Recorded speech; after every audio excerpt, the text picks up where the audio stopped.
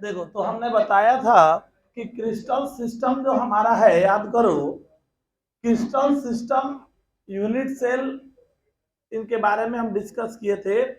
हमने कहा था यूनिट सेल कितने तरह का था? 4 तरह का था। Primitive unit cell, body centred unit cell, face centred unit cell और इंड सेंटर्ड यूनिट सेल, या साइड और इंड सेंटर्ड यूनिट सेल हम लोग बोले थे। जबकि क्रिस्टल सिस्टम जो हमारा था, क्रिस्टल सिस्टम हमारा 7 तरह का था, 7 काइंड। ठीक है। Simple cubic crystal system, tetragonal crystal system, orthorhombic crystal system, monoclinic crystal system, triclinic crystal system, hexagonal crystal system और रोम्बोहेड्रल या ट्राइगोनल क्रिस्टल सिस्टम। ठीक है। हमने कहा था कि geometrically same but atomic arrangement के अनुसार से डिफरेंट स्ट्रक्चर्स मिलेंगे, तो उनको हम ब्रेवेइस लैटिस बोलेंगे। और ब्रेवेइस लैटिस 14 तरह के थे, याद होगा। मतलब पिछले क्लास में जब हम जा रहे थे तो लास्ट यही डिस्कस करके हम खत्म किए थे कि हमारे ब्रेवेइस लैटिस एक्चुअली 14 काइंड होंगे। ठीक है। हम याद करो, जानते हैं सबसे सिमेट्रिकल क्रिस्टल सिस्टम कौन था? Simple cubic crystal system. और सबसे ज्यादा अनसिमेट्रिकल कौन था? ट्राइक्लिनिक।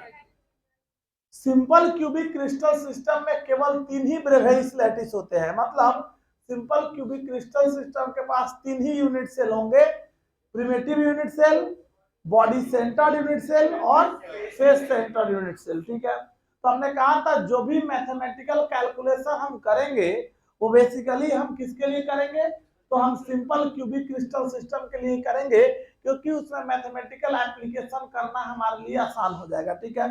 तो चलो आज हम लोग शुरू करते हैं। मैथमेटिकल एप्लीकेशन हेडिंग डाल देंगे। मैथमेटिकल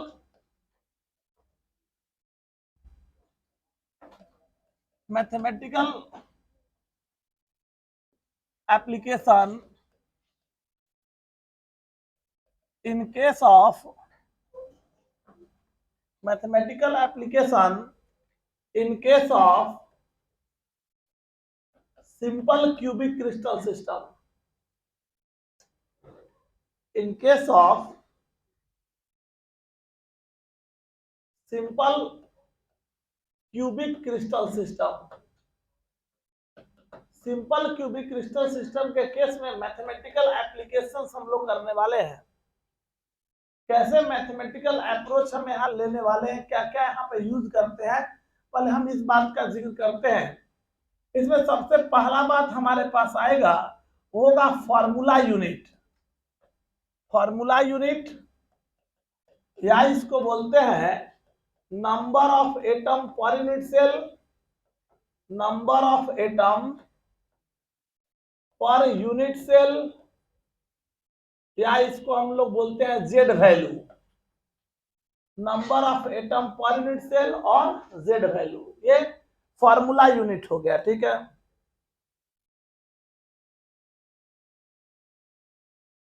इसको फॉर्मूला यूनिट या number of atom per unit cell या इसको जेड वैल्यू बोलते हैं। ठीक है। क्या है ये थोड़ा सा गौर करो। नाम ही बता रहा है number of atom per unit cell. मतलब किसी भी एक यूनिट सेल को बनाने में, यूनिट सेल किसका बना हुआ है? एटम्स का। तो एक यूनिट सेल को बनाने में टोटल कितना एटम खर्च हो रहा है, इसी को हम बोलते हैं फार्मूला यूनिट या number of atom per unit cell. याद रहेगा बात। एक यूनिट सेल को बनाने के लिए टोटल कितना एटम खर्च होगा, उसी को हम क्या बोलेंगे? फार्मूला यूनिट बोलेंगे। मतलब हम कह सकते हैं it is defined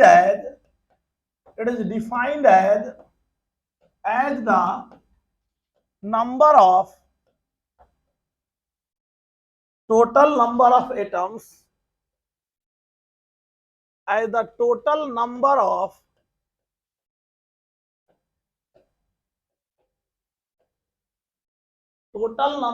atoms contributed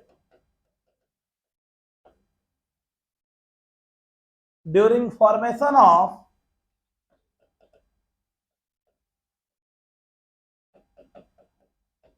of one unit cell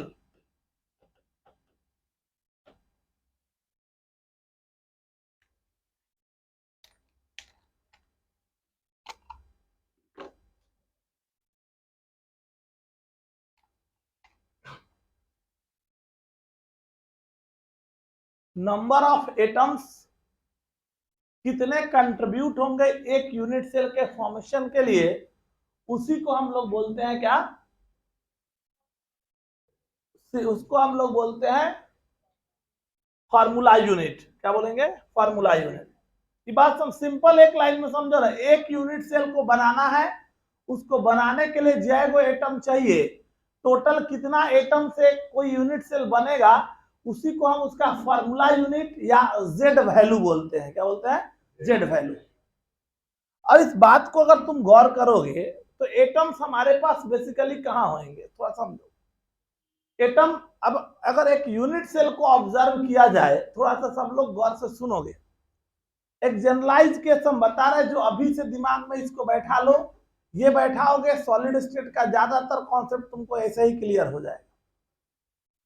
हमारा जो यूनिट सेल है, हम कंसीडर कर लेते हैं, मान लो इस रूम को ही हमने यूनिट सेल बना दिया, ठीक है। यह जो रूम है यह एक यूनिट सेल है, ठीक है, जिसमें हम बैठे हुए हैं। अब इसके इस रूम के, हम जिस रूम में बैठे हुए हैं, उसके एक कॉर्नर से मैक्सिमम कितना रूम का कॉर्नर जुड़ सकता है, सोच के बोलना। किसी भी जिस रूम में हम बैठे हुए हैं, उस रूम से मैक्सिमम कितने रूम का कॉर्नर जुड़ सकता है? देखो यार, स्वाभाविक है, थोड़ा सा गौर करो। मान लो ये रूम में हम बैठे हुए हैं और इस रूम का एक कॉर्नर है, ठीक है, इसको ऑब्जर्व कर रहे हैं। तो एक रूम, ये रूम है, दूसरा एक रूम इधर होगा, 2 रूम, एक रूम इधर होगा, 3 रूम, और एक रूम इधर हो गया, 4। मैक्सिमम 4 नीचे हो सकता है, और 4 ऊपर भी तो रूम होगा, नहीं समझे? 1 2 3 4, 4 रूम का कॉर्नर हुआ, और 4 रूम इसके ऊपर हो सकता है, इसके बाद और कुछ हो सकता है वहां, नहीं। इसका मतलब क्या समझे? एक यूनिट सेल का जो कॉर्नर है वो 8 कॉर्नर में डिस्ट्रीब्यूटेड होगा, ठीक है। मतलब 1 कॉर्नर, एक किसी भी यूनिट सेल के एक कॉर्नर से किसी भी एटम का, मतलब एक यूनिट सेल का एक कॉर्नर है, उससे अदर यूनिट सेल का कितना कॉर्नर जुड़ेगा? 8 कॉर्नर। ये बात समझ में आ रहा? ये पहला लाइन सबको समझ में आया? क्लियर है सबको? अब समझो दूसरा बात। अच्छा, 8 कॉर्नर, कॉर्नर क्या था याद होगा, हम लोग यूनिट सेल बनाए थे तो हमारा कॉर्नर क्या था एक्चुअल में? एटम का सेंटर था। कॉर्नर क्या था? अब यहाँ पे 8 कॉर्नर जुड़ रहा है ना, तो 8 कॉर्नर मतलब इसमें यहाँ पे 8 गो यूनिट सेल का कॉर्नर जुड़ गया। इसका मतलब है कि एटम जो है वो कितने कॉर्नर में डिस्ट्रीब्यूट हो गया? 8 कॉर्नर में डिस्ट्रीब्यूट हुआ। तो कॉर्नर पे जो एटम्स हैं वो एक यूनिट सेल में उनका कंट्रीब्यूशन कितना जाएगा? 1/8 का जाएगा। ये लाइन सबको समझ में आया? ये बात समझ में आया? एक एटम के पास कितने कॉर्नर्स हो गए? एक सिंपल एक यूनिट सेल के पास कितने कॉर्नर्स है? 8 कॉर्नर। अब हम कॉर्नर को देखने जाएंगे, तो जब हम कॉर्नर को समझेंगे, क्योंकि हम बताए थे यूनिट सेल मिलके क्या बना रहा है, तो यार ढेर सारा ना क्रिस्टल सिस्टम में क्या है, सारे यूनिट सेल एक दूसरे से जुड़े हुए हैं। तो एक यूनिट सेल के कॉर्नर से कितने यूनिट सेल का कॉर्नर जुड़ेगा? 8 कॉर्नर। तो उस कॉर्नर पे जो एटम प्रेजेंट है वो एटम कितने यूनिट सेल में कंट्रीब्यूट हो गया? 8 गो में। तो एक एटम में उसका कितना भाग गया? 1/8 ही ना गया। तो अब दिमाग में बैठा लेना है, क्या क्या बैठाते चलना है। पहला बात, अगर एटम यूनिट सेल के अंदर एटम अगर कॉर्नर पे है, कहां है, तो कॉर्नर पे जो एटम होंगे उन एटम का, ये हम बात कर रहे हैं कंट्रीब्यूशन, ये बात कर रहे हैं contribution of atom, contribution of atom in unit cell. Contribution of atom unit cell में हम कंट्रीब्यूशन कर रहे हैं, यूनिट सेल में कॉर्नर। तो कॉर्नर का कंट्रीब्यूशन ऑलवेज कितने का होता है? 1/8 का। ये लाइन सबको समझ में आ गया? चलो दूसरा बात समझो। अच्छा, अगर मान लो इसमें एक दीवार है, ये दीवार है और इस दीवार का बीच में एक एटम है, मान लीजिए कि इस दीवार के बीचों बीच एक एटम प्रेजेंट है, तो एक दीवार से मैक्सिमम इस रूम में कै गो दीवार जुड़ सकता है? एक अपना और एक बगल वाला, है ना। अरे ये दीवार है, मान लिया बीच में एटम है, तो एक इधर है और एक इधर से पैक। अब दूसरा कोई दीवार इसमें आएगा नहीं, क्योंकि ये दीवार तो इस यूनिट सेल का भी ना दीवार है। ये देखो, जैसे हमारा एक रूम है, यहाँ पे एटम है, तो अब क्या दीवार है, वो इधर से एक ना रूम आएगा जिसका इसका दीवार और इसका दीवार कटेगा। इसके अलावा कोई ऑप्शन है इसमें नहीं। इसका मतलब क्या समझे, अगर एटम कॉर्नर पे है तो उसका कंट्रीब्यूशन 1/8 का होगा, और अगर एटम बॉडी कहां पे है, फेस के सेंटर पे है, कहां है, तो उसका कंट्रीब्यूशन हमेशा 1/2 का होगा। समझ में आ रही बात? तो जो एटम हमारे फेस सेंटर पे है, तो फेस सेंटर के जो एटम होंगे उनका कंट्रीब्यूशन हमेशा 1/2 का होगा। ये सब याद रखोगे, हम डायरेक्ट लिख रहे हैं, यही दिमाग में बैठाना है। कॉर्नर का कंट्रीब्यूशन 1/8, फेस सेंटर का कंट्रीब्यूशन, ये दिमाग में बैठा लेना है, अभी इससे बात इतना सोचना नहीं है। चलो तीसरा आता है बॉडी का सेंटर। अब बॉडी सेंटर कहाँ, इस रूम के बीचों बीच है, तो किसी दूसरे से उसका कोई लेना देना है नहीं, तो खुद का अपना है। तो इसका मतलब है कि जो बॉडी के सेंटर पे होगा, कहां पे, वो दूसरे से कुछ कंट्रीब्यूट करेगा नहीं। इसका मतलब है इसका कंट्रीब्यूशन क्या होगा, पूरा का पूरा 1/1 का होगा। ये बात सबको समझ में और सुनेगा। अब एक बात आता है एज, किनारा। इस रूम के एक किनारा से कै गो रूम का किनारा जुड़ सकता है? 4, नहीं ना हो सकता है। एक किनारा, इस रूम का एक किनारा मान लो ये है, तो उधर से एक रूम है उसका किनारा, और दूगो ऊपर वाले रूम का किनारा, कितना हुआ, 4। तो जो एज पे एटम होगा उसका कंट्रीब्यूशन कितना होगा, 1/4 का होगा। समझ में आ रहा बात? तो ये 4 बात एकदम दिमाग में बैठ जाना चाहिए। कॉर्नर का कंट्रीब्यूशन 1/8, फेस का कंट्रीब्यूशन, बॉडी सेंटर का कंट्रीब्यूशन और एज का कंट्रीब्यूशन। तो अगर एटम एज के सेंटर पे होगा, ये एज सेंटर है, तो एटम अगर एज के सेंटर पे हुआ तो इसका कंट्रीब्यूशन हमेशा 1/4 का होगा। ये बात तुमको हमेशा अभी से दिमाग में रख लो, आगे हर जगह तुमको जरूरत पड़ता रहेगा। क्लियर है? चलो तो पहले इसको लिखो कि फिर हम लोग फार्मूला यूनिट को एक बार फिर से रिपीट कर दें। कॉर्नर का, फेस सेंटर का, बॉडी सेंटर का और एज सेंटर का 1/4। ये बात सबको समझ में आ रहा है? इस चीज को एकदम दिमाग में बैठा लो, सब आगे तुमको जरूरत पड़ने वाला है। चलो देखो, अब इस बात को हम यहां से समझते हैं। लिख लिया सब? अब देखो, नेक्स्ट पॉइंट हमारे पास आता है, हम लोग फार्मूला यूनिट की बात कर रहे थे, किसके लिए, सिंपल क्यूबिक क्रिस्टल सिस्टम के लिए।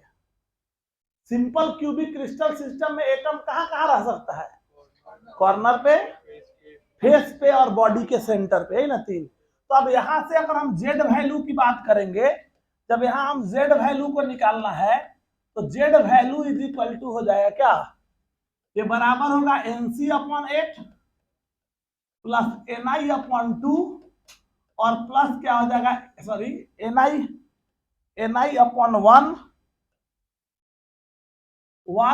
और प्लस NF/2। एक जनरल फार्मूला हमने यहाँ पे डाल दिया, जहां पे वेयर, जहां पे हमारा जो हो गया क्या, ये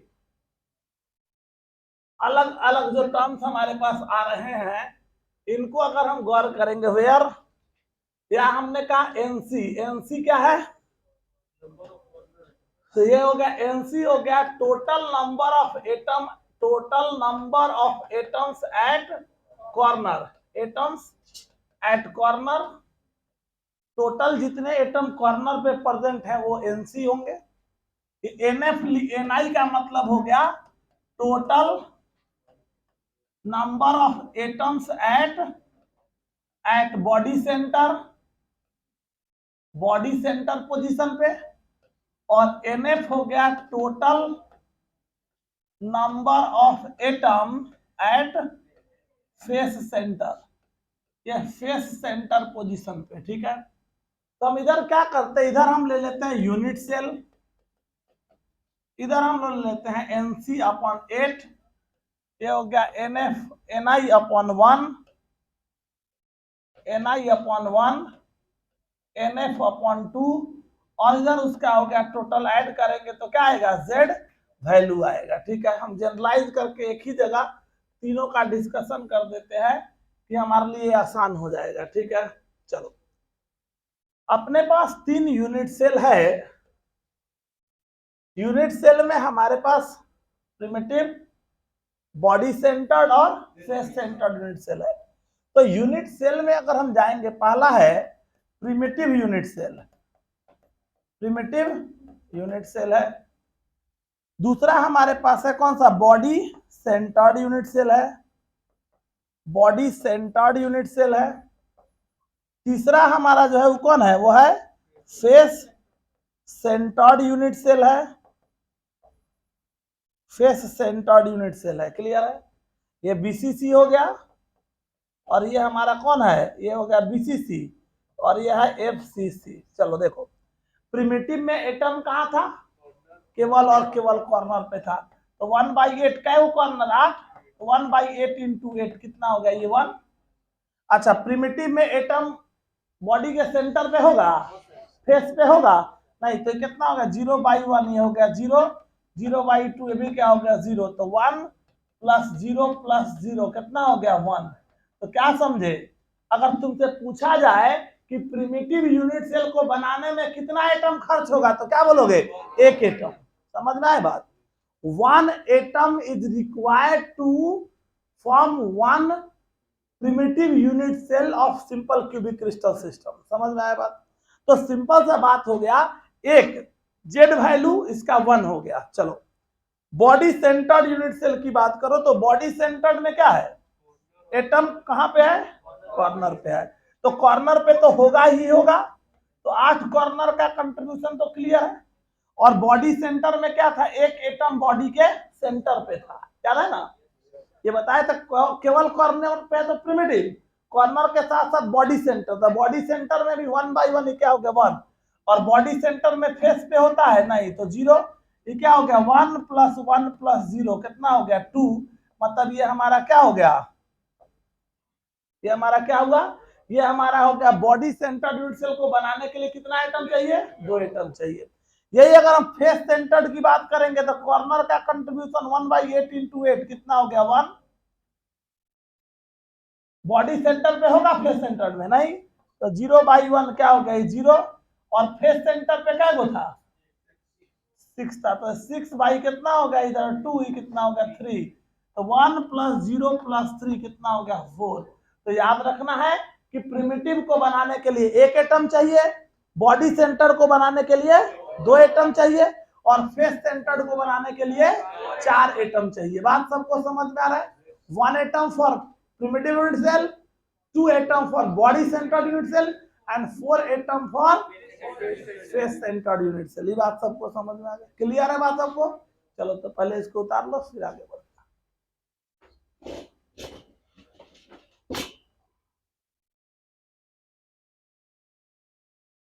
हमने साइड और इन सेंटर्ड को क्यों नहीं कंसीडर किया, साइड और इन सेंटर्ड को क्यों नहीं लिए, क्योंकि हम कैलकुलेशन किसके लिए कर रहे हैं, सिंपल क्यूबिक क्रिस्टल सिस्टम के लिए, उसमें साइड और इन सेंटर्ड यूनिट सेल नहीं होता है, क्लियर है बात। चलो उतारो,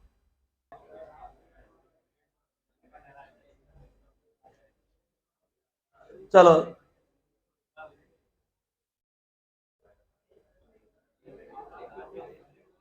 एक क्वेश्चन लिखोगे,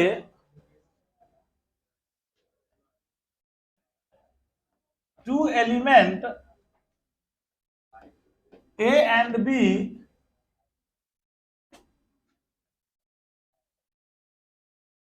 forms a crystalline solid, forms a crystalline solid in which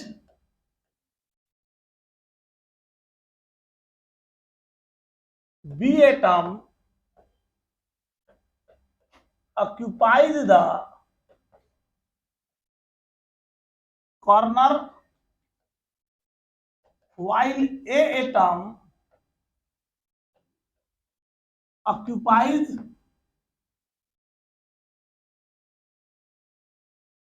all face center position. Center position.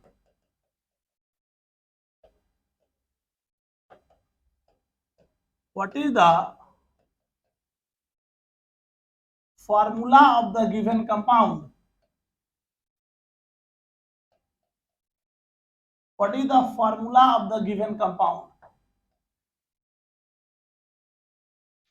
Two element A and B forms a crystalline solid in which B atom occupies the corner while A atom occupies all face center position.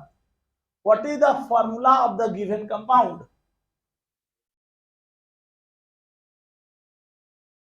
तो अब ऐसा question अब आसानी से बन जाएगा।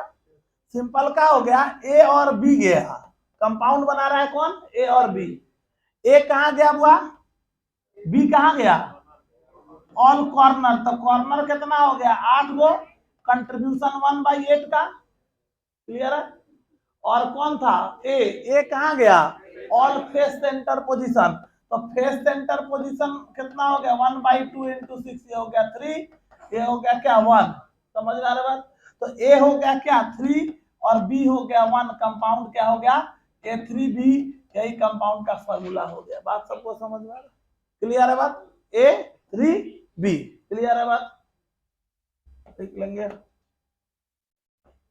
3 element X, Y and Z forms the cubic lattice in which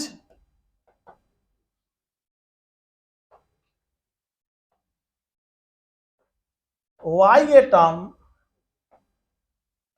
occupies the corner Z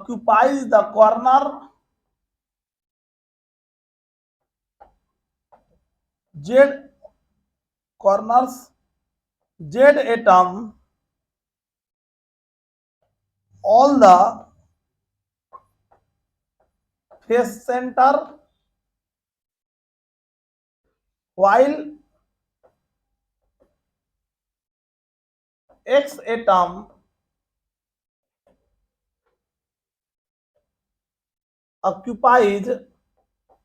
all the face center while X atom occupies all the edge center.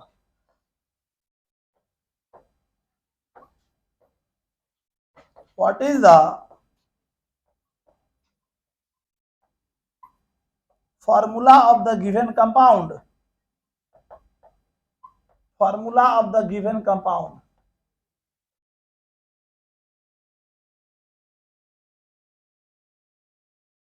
Three element X, Y and Z forms the cubic lattice in which Y atom occupies the corner, Z atom all the face center, while X atom occupies all the edge center.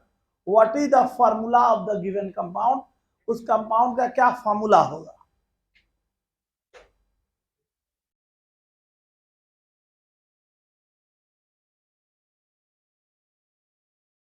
तो ऐसे questions हम समझते हैं कि अब तुमको आसानी से केवल ये याद रखना है कि किसका क्या कंट्रीब्यूशन है, जो प्रीवियसली जेड वाले में हमने बताया वो दिमाग में है, तुम्हारे ऐसे क्वेश्चंस आसानी से तुमसे सॉल्व होंगे। ठीक है, क्या हो जाएगा? X3 Y Z3। क्लियर है बात? लिख लिए क्वेश्चन सब लोग? तो देखो, हमने कहा यहाँ 3 एलिमेंट X है, Y है और Z है। एक Y क्या बनाया? Y कहाँ गया है? कॉर्नर पे गया है। तो Y कॉर्नर पे गया तो इसका कंट्रीब्यूशन 1/8 इंटू 8 होगा, 1 हो गया। क्लियर है? एक्स एक्स कहाँ गया है? फेस सेंटर पे। और जेड कहाँ गया है? नहीं, एक्स गया होगा, एक्स लिखा हुआ है कहाँ पे? एज सेंटर पे, ठीक है, एज सेंटर। और हमारा जो हो गया ये कहाँ गया है? वाई, ये गया है फेस सेंटर पे, ठीक है। चलो, तो एज सेंटर का कंट्रीब्यूशन क्या था? 1/4 का। अच्छा, कै गो एज होता है? 12 एज बताए हुए हैं। 1 2 3 4 5 6 7 8 9 10 11 और 12, 12 एज है। तो 12 एज पे गया तो इतना इंटू 12 हो गया। तो ही कट के कितना हो गया? ये हो गया 3, ही कट के हो गया 1। अब उसके बाद क्या रहा? फेस सेंटर पे कौन गया है? ऑल फेस सेंटर पे गया है जेड। ऑल कॉर्नर पे ये गया है, ऑल एज सेंटर पे ये गया है। तो इसका कंट्रीब्यूशन 1/2 इंटू क्या हो गया? 6। ये कितना हो गया? ये हो गया 3। इसका मतलब क्या होगा? एक्स हो गया 3, वाई हो गया 1 और जेड हो गया 3। कंपाउंड हो गया x3 y z3। ये इसका फॉर्मूला हो गया, x3 y z3। सबको बात समझ में है? क्लियर है बात सबको? करेंगे two element P and Q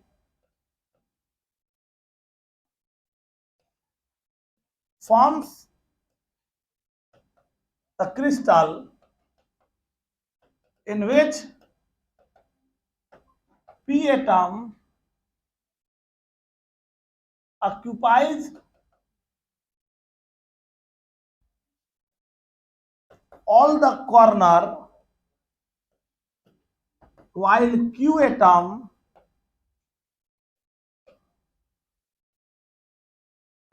occupies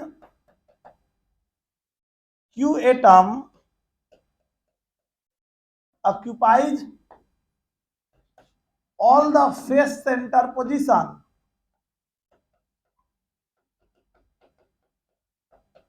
If all the face-centered atoms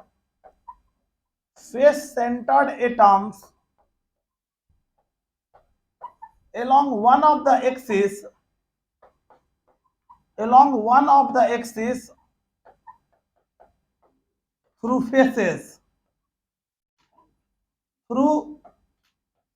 faces are removed,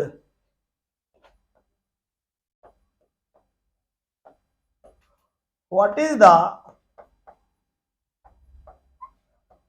formula of the given compound?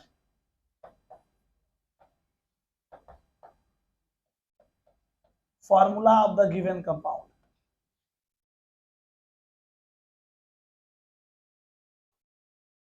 Two element P and Q forms the crystal in which P atom occupies all the corners while Q atom occupies all the face center position.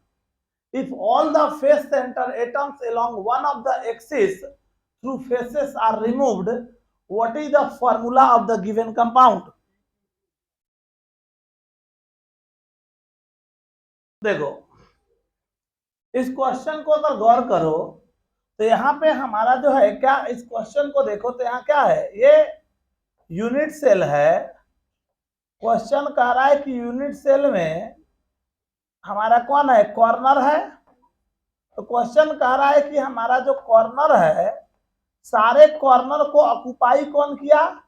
P. और सारे face के centre को occupy कौन किया? Q occupy किया इसको, ठीक है। ये तो क्लियर है। तो स्वाभाविक है ये कॉर्नर को ऑक्युपाई किया तो कॉर्नर का क्या होगा? तो कॉर्नर का कंट्रीब्यूशन 1/8 इंटू 8 होता, ठीक है। और फेस सेंटर का कंट्रीब्यूशन क्या? 1/2 इंटू 6 होता। अगर कुछ नहीं होता तो PQ3 होता।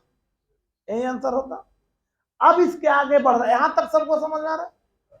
कॉर्नर पे गया P तो P का कंट्रीब्यूशन 1/8 इंटू 8 1 हो जाता। और सारे फेस सेंटर पे Q गया तो Q 1/2 इंटू 6 कट के 3 PQ3 हो जाता।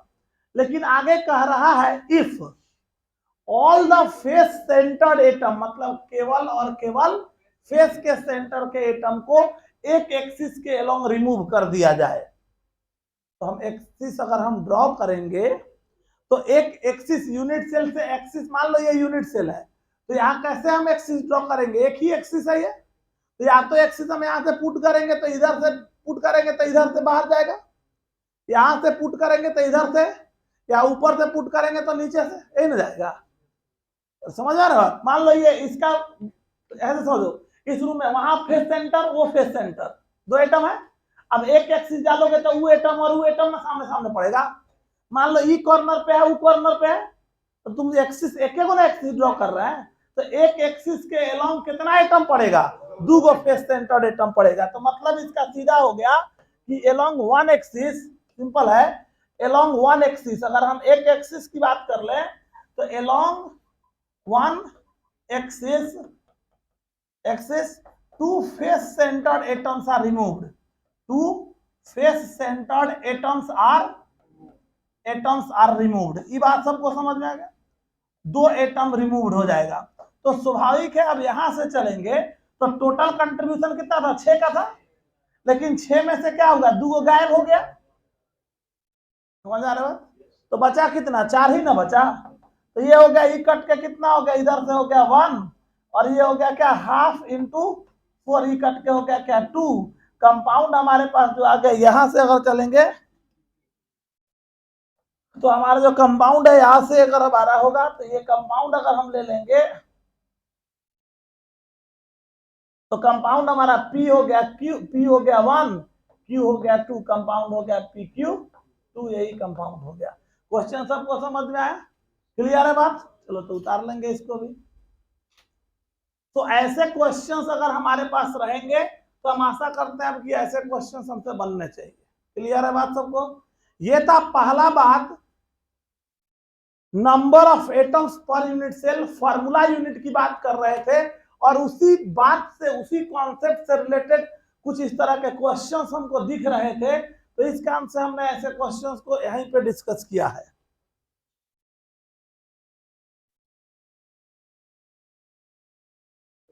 चलो अब बात हमारे पास आता है, सुनना सब गौर से। पहला कैलकुलेशन हो गया फार्मूला यूनिट या जेड वैल्यू या number of atom per unit cell, जिसके बारे में हम बात कर रहे थे। अगला कैलकुलेशन हमारे पास आता है, वो है radius of atom in the given unit cells. जितने भी यूनिट सेल्स है उसमें रेडियस का कैलकुलेशन हम कैसे करते हैं, इसकी बात हम करने वाले हैं। तो नेक्स्ट हेडिंग डाल देंगे, सेकंड कैलकुलेशन हमारा है, सेकंड लिखेंगे कैलकुलेशन ऑफ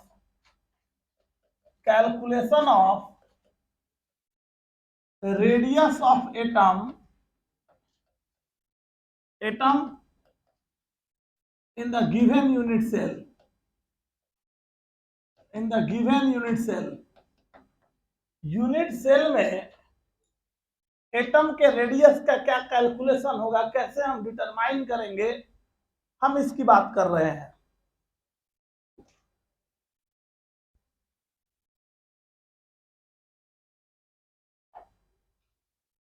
याद होगा जब हम शुरू किए थे, जिस समय एक फिगर दिखा रहे थे हम, तो उस समय भी डिस्कस किए थे कि प्रिमिटिव यूनिट सेल में एटम किसके लॉन्ग टच करता है, एक दूसरे को कॉर्नर के लॉन्ग टच करता है।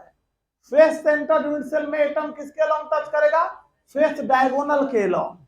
और हमने कहा था कि बॉडी सेंटर यूनिट सेल में एटम बॉडी डायगोनल के लॉन्ग टच करेगा। याद रहेगा बात?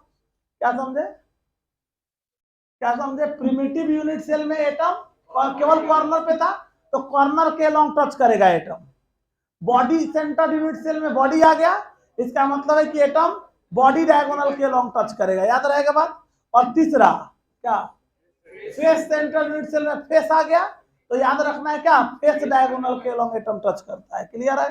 तो चलो पहला हम 1 बाय 1 कैलकुलेशन करने वाले हैं। मान लेते हैं let radius of atom, radius of atom जो हमारा है हम मान लेते हैं स्मॉल आर है, एंड एज लेंथ जो हम एज लेंथ मान लेते हैं, एज लेंथ जो है वो स्मॉल ए है। ठीक है, तो हम कैलकुलेशन पहले हम करेंगे किसके लिए, for primitive unit cell, for primitive unit cell, primitive unit cell. अब इसमें याद रखने की बात जो हमने कही वो क्या था, तो in primitive unit cell, primitive unit cell atoms touches each other किसके थ्रू, थ्रू कॉर्नर्स। इसमें जो एटम्स हमारे होते हैं वो कॉर्नर के थ्रू एक दूसरे से टच करते हैं।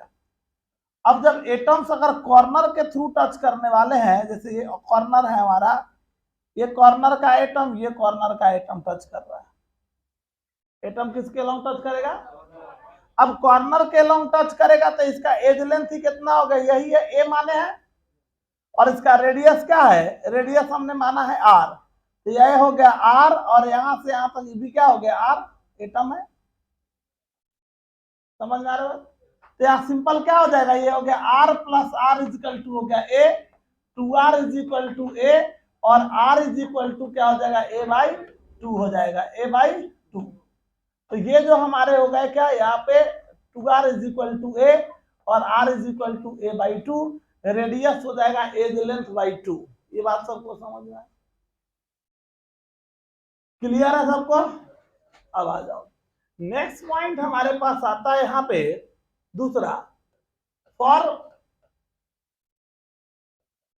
बॉडी सेंटर्ड यूनिट सेल,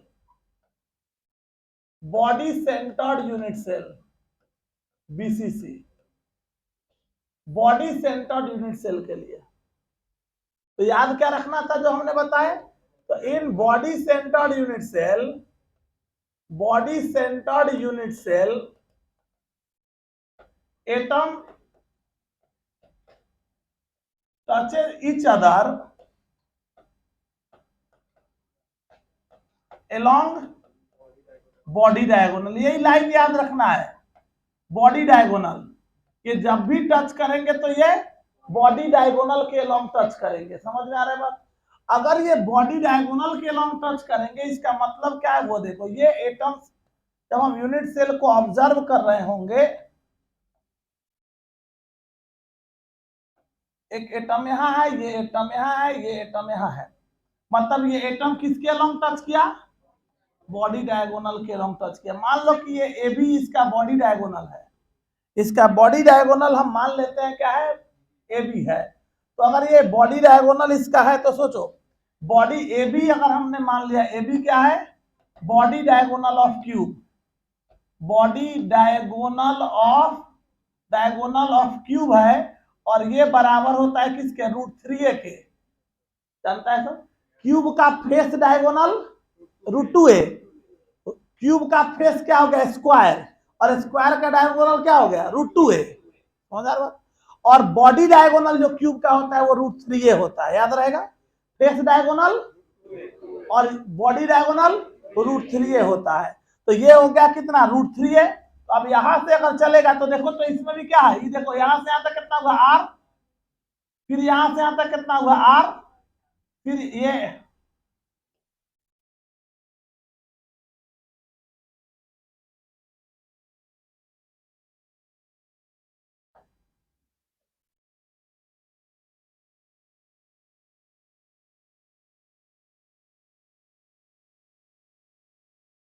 ये हमारा जो हो गया, यहाँ पे अगर जाएंगे, ये क्या हो गया, यहाँ से ये आर हो गया, फिर ये आर हो गया, और फिर ये आर हो गया। क्लियर है बात, ये ना हो गया। अब अगर तुम यहां से चलेगा, देख तो ये कितना हुआ, आर प्लस 2r और प्लस आर, ये ना हुआ, मतलब ये हो गया कितना, R A B equal to क्या हो गया, ये हो गया R plus 2r plus R equal to कितना हो गया, √3a, मतलब 4r इजकल टू √3a, और r equal to √3a by 4 हो गया। तो ये जो एज लेंथ हमारे पास आ रहा है, ये जो हम लोग यूज कर रहे हैं,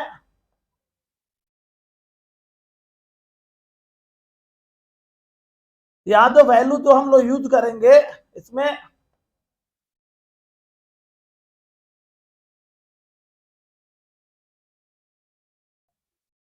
देखो तो ये हमारा ये हो गया आर, ये हो गया आर, ये हो गया आर और ये हो गया आर।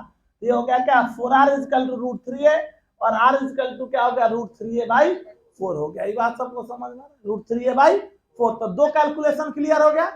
प्रिमिटिव यूनिट सेल के लिए रेडियस कितना होगा a/2 और बॉडी सेंटर्ड के लिए रेडियस कितना होगा रूट 3a/4। ये बात क्लियर हो रहा है सबको? चलो पहले उतार लोगे इसको फिर आगे बढ़ते हैं। For face centred unit cell next लिखोगे। चलो अगला लिखो, दो तो क्लियर हो गया, primitive unit cell, body centred unit cell. अब बात कर रहे हैं for face centred unit cell के लिए। तो फेस सेंटर्ड यूनिट सेल के लिए हम बात करेंगे तो इसमें याद रखना है कि फेस सेंटर्ड यूनिट सेल में एटम जो हमारा होता है वो टच करता है किसके अलोंग, तो एटम फेस के सेंटर के अलोंग, मतलब वो एटम्स टच करते हैं। मतलब यहाँ पे जो है फेस डायगोनल के अलोंग, मतलब in FCC atom touches each other along face centered unit, ये along face diagonal।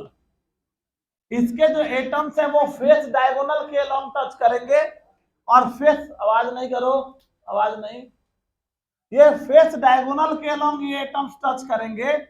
तो फेस डायगोनल के along टच करने की बात अगर की जाए तो देखो इसमें क्या होगा, ये एटम्स हमारे हैं यहाँ पे, तो फेस डायगोनल ये हो गया, फेस डायगोनल ही ना हो गया, तो एक एटम यहाँ हो गया, ये एटम यहाँ हो गया और फेस के डायगोनल का एटम ये हो गया। ये एटम किसके अलोंग टच करेगा, फेस डायगोनल के अलोंग। याद रहेगा बात?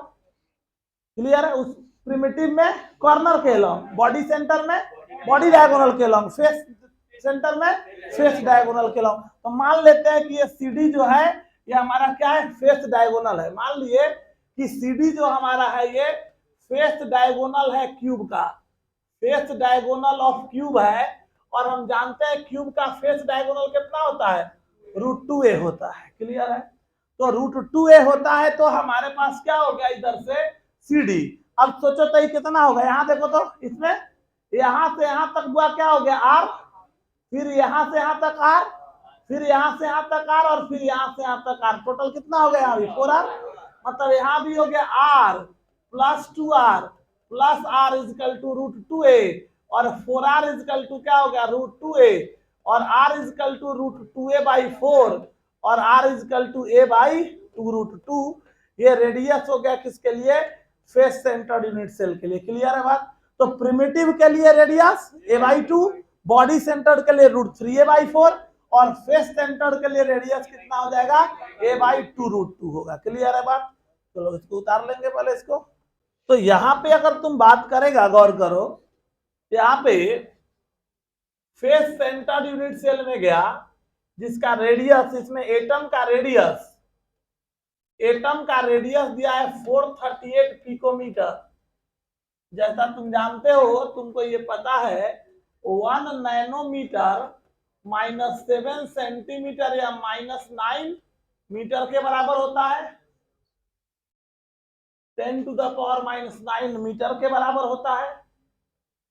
1 picometre 10 to the power -10 centimetre या -12 मीटर के बराबर होता है। या 1 ये जो हम एंगस्ट्रॉम, एक वर्ड और आता है यहाँ पे, एंगस्ट्रॉम की बात कर लो पहले।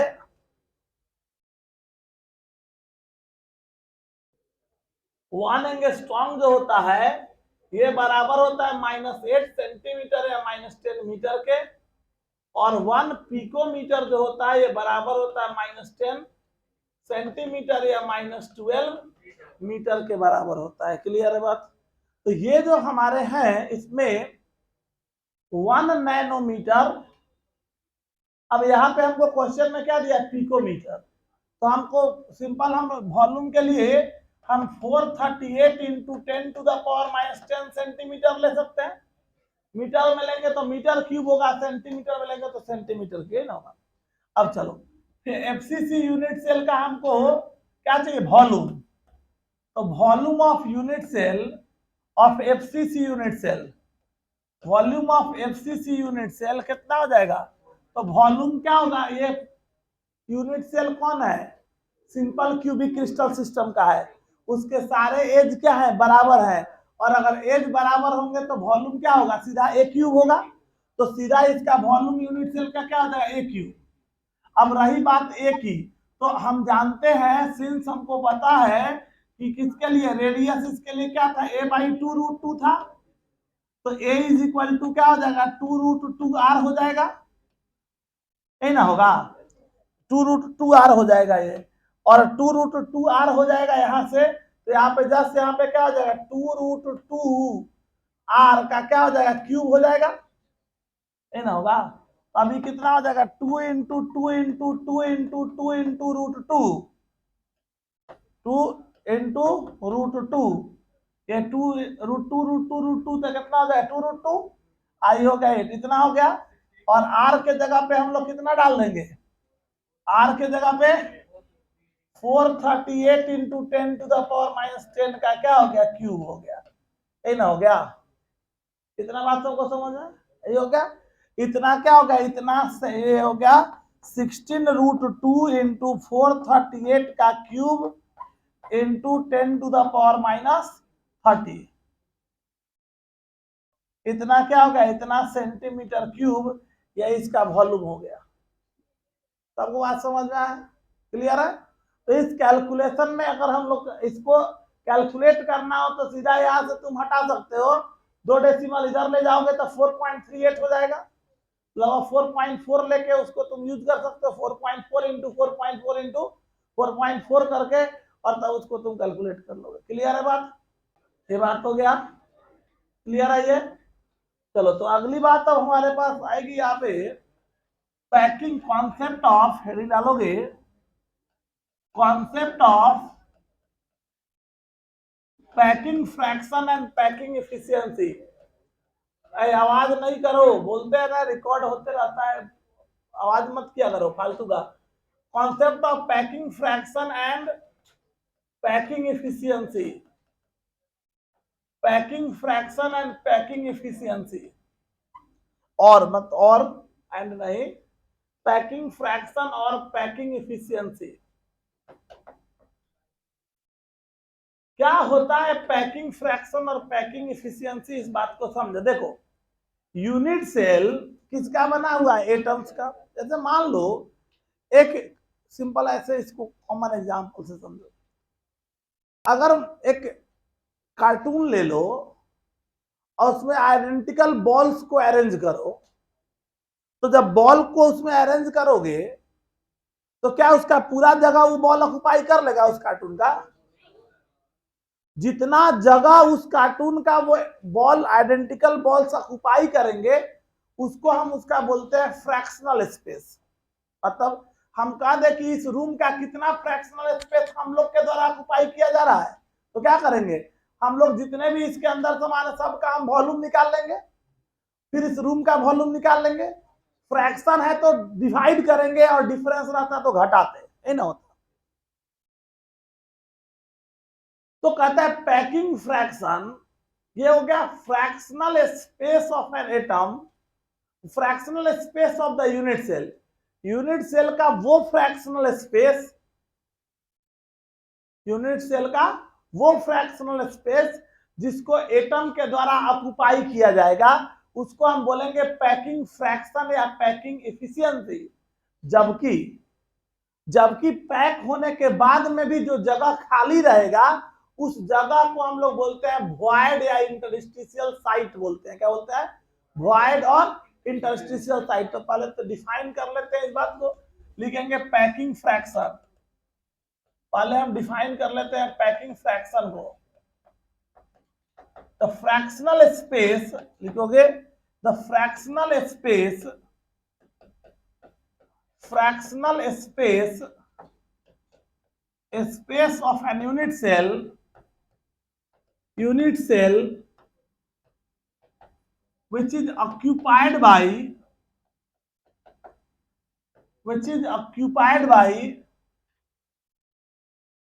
atom.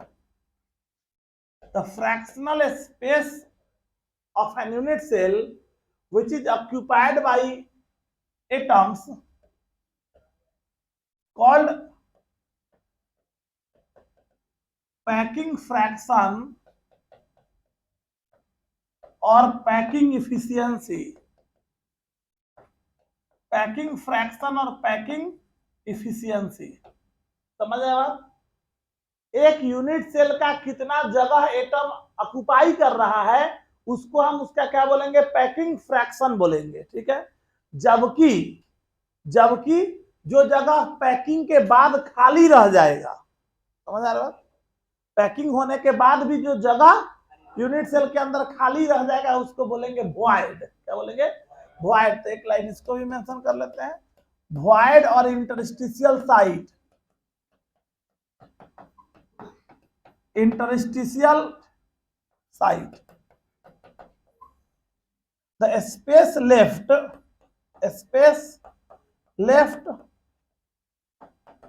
inside the unit cell, space left inside the unit cell after packing of atoms is called void or interstitial site। void और interstitial site, ठीक है। टोटल स्पेस जो एटम ऑक्युपाई किया, जो जगह ऑक्युपाई किया यूनिट सेल का, वो हो गया पैकिंग फ्रैक्शन, और जो जो जो जगह खाली रहा उसको हम वॉइड या इंटरस्टिशियल साइट बोलते हैं। तो अब बात आएगा इसको कैलकुलेट कैसे करेंगे, पैकिंग फ्रैक्शन का कैलकुलेशन कैसे किया जाएगा, वॉइड का कैलकुलेशन कैसे किया जाएगा। तो इस बात को हम लोग नेक्स्ट क्लास में डिस्कस करेंगे। क्लियर है बात यहाँ तक? चलो तो आज हम लोग यहीं तक छोड़ देते हैं, अगले क्लास में फिर इसके आगे बढ़ेंगे।